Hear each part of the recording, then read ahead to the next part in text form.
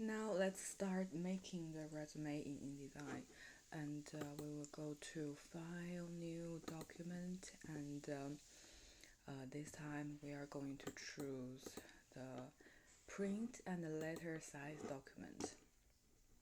I need 2 pages, one page for the resume and the other page for the letterhead, and I don't need the facing pages.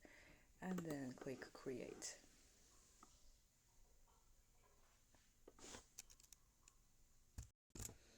Now we have this document with 2 pages.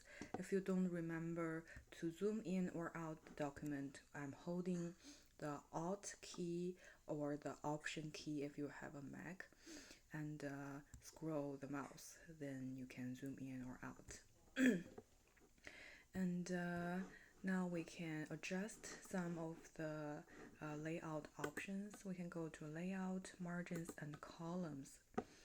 Adjust the margin value according to your design, and then you can also have columns if you like. So this design, there are 2 columns, or if you have 3 columns. We can adjust the space between each column here, and the space is larger. Okay, but I'm going to go back to 1 column, and I think this margin is okay. Another thing we can add is guideline. So make sure your rulers are open. So this thing on the top and this thing on the left is the ruler. If it's not open, you can use Control R on your keyboard to turn it on or off. So Control and R on the keyboard.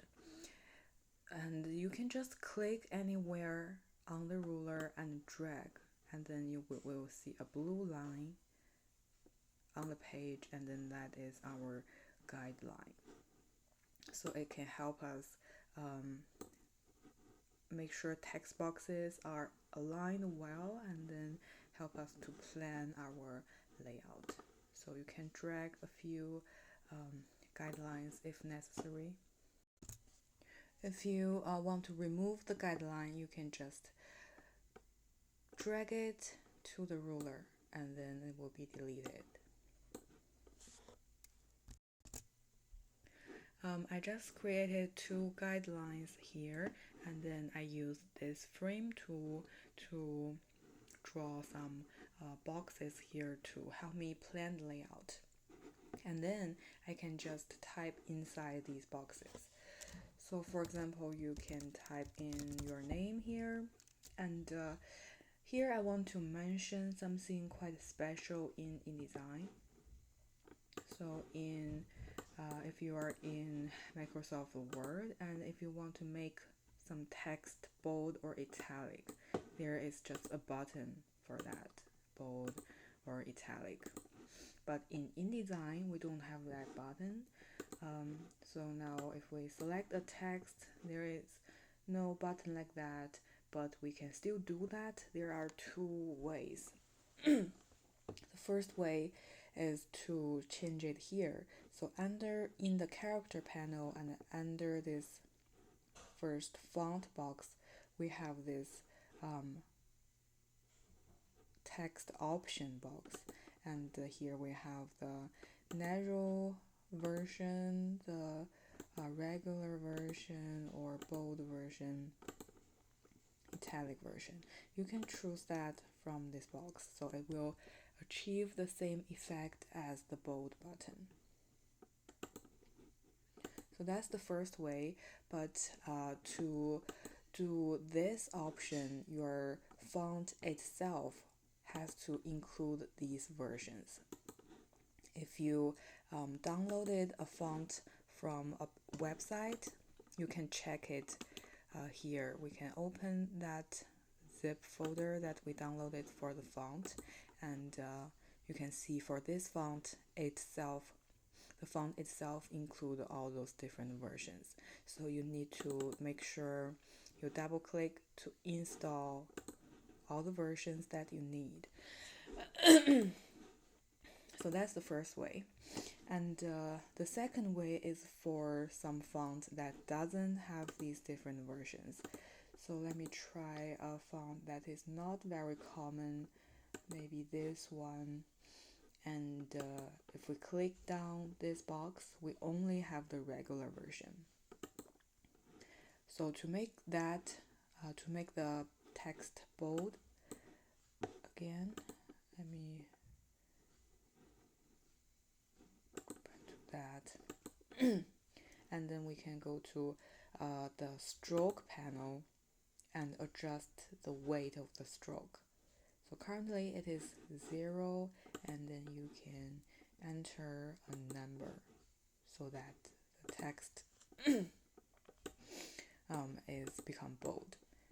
If you think 1 point is too much, you can choose something a little smaller, like 0.5 or 0.25.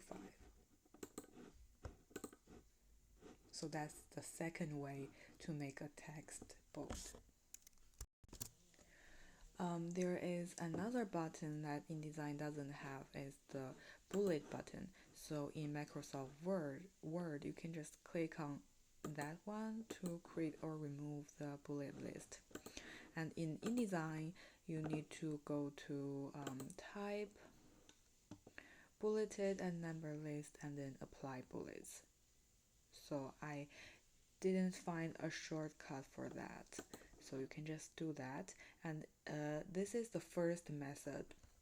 Using this method, you cannot make changes to the bullet point. So this little dot here, you cannot change the shape of it. There is a second way. Let me show you that. The second way is go to Type, insert special character, symbols, and bullet character. Okay, I think my mouse needs to be placed before the text. Okay, let me insert that again. Insert bullet character, and this time we are able to adjust this little black dot. So if you highlight it, you will see some options here, and if you click this arrow to expand, there are different shapes of bulleted list available. So double click, and then it is changed to that shape.